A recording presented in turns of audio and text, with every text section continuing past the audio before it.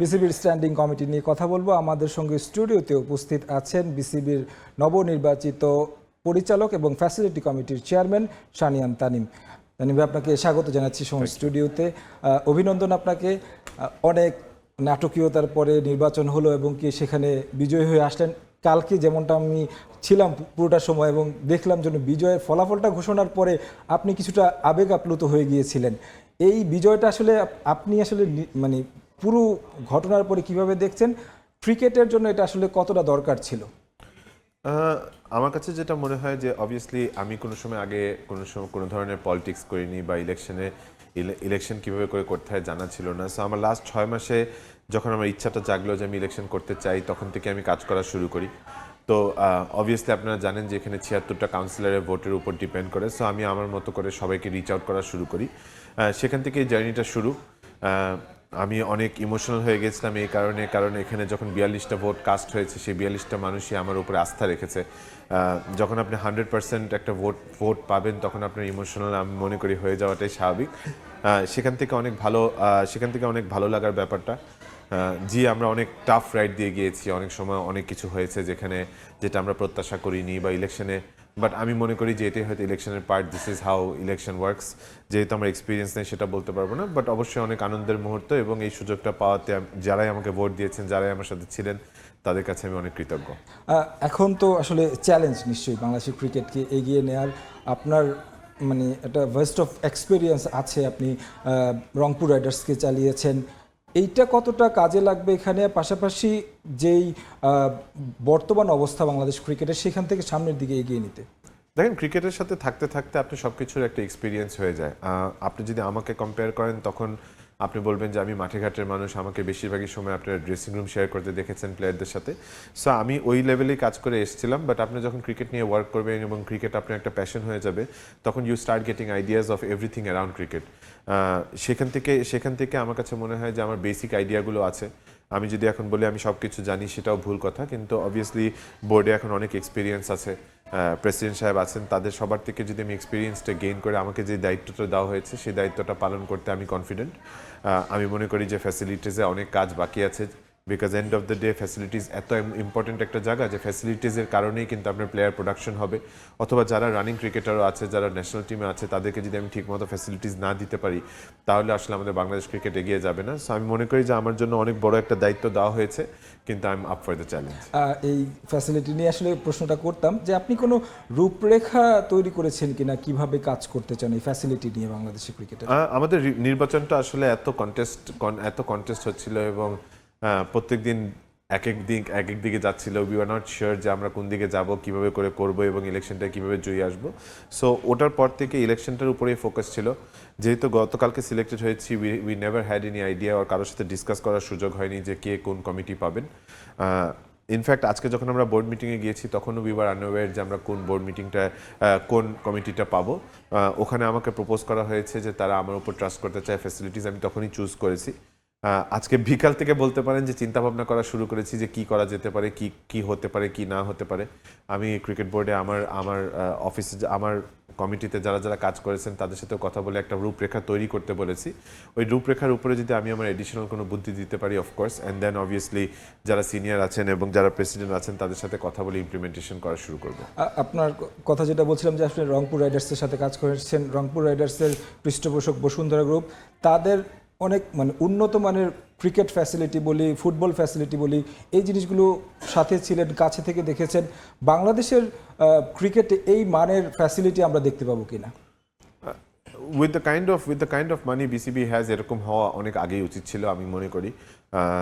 যদি Bashundhara group, I think they've done a fantastic job. আমার কাছে মনে হয় তারা state of the art facility একটা তৈরি করেছে, কিন্তু এটা বিসিবিরও হওয়া উচিত ছিল। আমি বলবো না এটা কারো ব্যর্থতা, হয়তো কোনো না কোনো কারণে তারা পায়নি। There is no blame game. আমার কাছে মনে হয় যে যারা এত বছর ক্রিকেট চালিয়ে এসেছে, তারাও তাদের সাইড থেকে ভালো কাজ করে এসেছে, but there is always room for improvement. আমি আসলে ইমপ্রুভমেন্ট করতে এসেছি। আমার পক্ষ থেকে আমার টেনিয়রটাতে আমি যতদিন পারি আমি চেষ্টা করবো যে ভালো কাজ করার। আমি মনে করি ক্রিকেট ফ্যাসিলিটিস ইমপ্রুভ করার, একদম এজ লেভেল থেকে শুরু করে একদম সিনিয়র ক্রিকেটারদের অনেক কিছুর ঘাটতি আছে, সেটা ইমপ্রুভ করার চেষ্টা করবো। নির্বাচনের আগের মানে নাটকীয়তার কথা আপনিও নিজেই বলছিলেন যে আসলে এই নির্বাচনে অনেক বড় ক্যান্ডিডেট ছিলেন তামিম ইকবাল, নিজে থেকে তিনি পার্সোনাল রিজনে সরে দাঁড়িয়েছেন। আপনার খুব ভালো বন্ধু তামিম ইকবাল, মিস করছেন কিনা বা তামিম থাকলে আসলে কতটা ভালো হতো? আমাদের পুরো অনেস্টলি যদি বলতে বলেন তাহলে আমার কাছে মনে হয় যে পুরো জার্নিটি আমরা তামিমের সাথেই করেছি। তামিমের আমি মনে করি যে অনেক বড় বড় স্বপ্ন আছে ক্রিকেটকে নিয়ে। আজকে হয়তো এই এই ওর স্বপ্নগুলো বাস্তবায়ন করার জন্য সাময়িকভাবে দায়িত্বটা আমাদের উপরে এসে পড়েছে। আপনি জিজ্ঞেস করছিলেন আমি মিস করেছি নাকি, আমি শেষ দিন পর্যন্ত ওনাকে কনভিন্স করার ট্রাই করেছি যে যে ইলেকশনটা করি এবং একসাথে কাজ করি, কিন্তু obviously he has different plans in life এবং ওনার একটা পার্সোনাল ডিসিশনের কারণে হয়তো ওনার উইথড্র করতে হয়েছে। আমি আমার জায়গা থেকে বলতে চাই যে ও যদি বোর্ডে থাকতো আমরা আরও কমফোর্টেবল ফিল করতাম। উনি যদি থাকতেন তাহলে আমরা হয়তো প্ল্যানিংটা আরও সুন্দর করে করতে পারতাম। এবং সে একটা ডিজার্ভিং ক্যান্ডিডেট, ওয়েদার সেটা অ্যাজ আ প্রেসিডেন্ট ক্যান্ডিডেট হোক, ওয়েদার অ্যাজ আ ডিরেক্টর হোক, আমি মনে করি সে ডিজার্ভিং। এবং ও যদি হয়তো প্রত্যাহার না করতো হয়তো আমাদের মতোই হাইয়েস্ট ভোটই হয়তো জিততো, কারণ আমি মনে করি যে ও সবার ভোটের যোগ্য। কিন্তু ও থাকছে না, এটা নিয়ে আমাদের মনটা খারাপ। I wish he was here, but nevertheless উনি যখন একটা পার্সোনাল ডিসিশনে উইথড্র করতে চাইবেন তখন আমার ওটাকে ডিসিশনটা চেঞ্জ করাটাও ঠিক হবে না। তামিমের সাথে আরো অনেক সংগঠক আসলে নির্বাচনে আসেনি, তাদেরকে সমন্বয় করার নিশ্চয়ই একটা পরিকল্পনা আছে আপনাদের? দেখেন ওনারা সবাই কাউন্সিলর। আমি মনে করি যে এখানে যারাই প্রত্যাহার করেছেন হয়তো কোনো না কোনো একটা ব্যক্তিগত কারণে করেছেন অথবা হয়তো রাগ করে করেছেন, যেটাই হোক না কেন আমি মনে করি যে আমি অ্যাজ আ ক্রিকেট লাভার অথবা ক্রিকেটের এত প্যাশনের পর থেকে আজকে যদি আমারও প্রত্যাহার করতে হতো দুদিন পরে আমার ক্রিকেটে ফিরতেই হতো। ক্রিকেট থেকে বাইরে থাকা আসলে আমাদের জন্য খুব ডিফিকাল্ট, এবং যারা প্রত্যাহার করেছে আই এম শিওর ভিতরে ভিতরে তারাও ক্রিকেটকে অনেক ভালোবাসেন। তারা প্রত্যাহার করেছেন, রাগ করেছেন, কিন্তু আমার কাছে তাদের কাছে মেসেজ হবে হচ্ছে যে তারা they are all welcome to come and help us. আমার কাছে মনে হয় আমার পক্ষ থেকে তাদের জন্য দরজা সবসময় খোলা। তারা যদি কোনোভাবে আমাদেরকে সহযোগিতা করতে চায়, তারা যদি ভাইস প্রেসিডেন্ট হয়ে করতে চায়, মেম্বার সেক্রেটারি হয়ে করতে চায়, as an adviser to the president হতে চায়, আমার কাছে মনে হয় every single person's opinion is important here. প্রত্যেকটা কাউন্সিলের একটা ওপিনিয়ন। দেখেন আমরা এখানে 25 জন সিলেক্টেড হয়েছি, বাট আমাদের ক্লাবের থেকে 12 জন হয়ে এসেছে। বাকি 64টা ব্রেইনসও যদি আমাদেরকে বুদ্ধি দেয় আমার কাছে মনে হয় উই শুড ওয়েলকাম দেন। আমি আশা করব যে যারাই প্রত্যাহার করেছেন অথবা যারাই ডিরেক্টর হতে পারেননি তাদেরও আমাদের সাথে এগিয়ে চলে আসা উচিত এবং একসাথে ক্রিকেটের জন্য কাজ করা উচিত। আপনাদের এই বোর্ডে যদি আমরা দেখি যে আসলে 25 জন পরিচালক যারা আসছেন, বেশিরভাগই আসলে নতুন, প্রথমবারের মতো এসেছেন। আপনাদের জন্য এই কাজটা কতটা চ্যালেঞ্জ থাকবে? অবভিয়াসলি আপনি যদি দেখেন যে যারা প্রত্যাহার করেছেন এবং যারা যারা ইলেকশন পার্টিসিপেট করেছেন এটার মধ্যে একটা খুব ভালো মিক্স ছিল। আমি মনে করি যে প্রত্যাহার যারা করেছেন তারাও যদি ইলেকশনে পার্টিসিপেট করতো তাহলে হয়তো আর একটু বেটার মিক্স হতো। বাট তারপরেও দেখেন এখানে অনেক সময় বলা হয় হেভি ওয়েট ক্যান্ডিডেটস কিন্তু তারা এই কারণেই হয়েছিল বিকজ তারা 8 বছর 12 বছর ক্রিকেটকে সার্ভ করেছে অথবা 4 বছর ধরে ক্রিকেটকে সার্ভ করছে। সো অনেকেই নতুন এসেছে, আমার কাছে মনে হয় তাদের জন্য একটা অপরচুনিটি হেভি ওয়েট হয়ে নিজেকে প্রমাণ করার, ভালো ভালো কাজ করে নিজেকে প্রমাণ করার। আমি আশা করব যে যারাই এসেছে, এখানে গতবারের 3টি বোর্ড ডিরেক্টর আছেন যারা ছিলেন, সো আমি মনে করি একজন এক্স প্রেসিডেন্ট এবং কারেন্ট প্রেসিডেন্ট আছে। সো আমার কাছে মনে হয় যে সবারই একটা ইকুয়াল চান্সেস আছে নিজেকে প্রমাণ করার, এবং আমরা যদি ভালো মতো কাজ করতে পারি তাহলে অবশ্যই ক্রিকেটের ভালো হবে। 2 দিন পরে যদি 4 বছর পরে যদি আরও এক্সপিরিয়েন্স লোকেরা আসে তাহলে হয়তো আরও ভালো হবে। তারপর আমি স্বীকার করছি যে যারা যারা প্রত্যাহার করেছেন অথবা ইলেকশনে পার্টিসিপেট করতেন it would have been a better mix. But তারপর আমি কাউকে ছোট করে দেখছি না। আমার কাছে মনে হয় যে যারা যারা এসেছেন they are potential candidates and this board has a good chance to make নির্বাচনের আগে থেকে আমরা অনেক ধরনের আলোচনা শুনছি এবং নির্বাচন হয়ে যাওয়ার পরেও বিভিন্ন ধরনের আলোচনা আসছে, হস্তক্ষেপ, এই ধরনের বিষয়গুলো। এই জিনিসগুলোকে আসলে আপনারা পেছনে রেখেই কাজ করতে চান নাকি সামনের দিকে এই জিনিসগুলো আসতে পারে? দেখেন আমি আসলে ফিউচারটা আসলে আমি বলতে পারবো না কি হয়।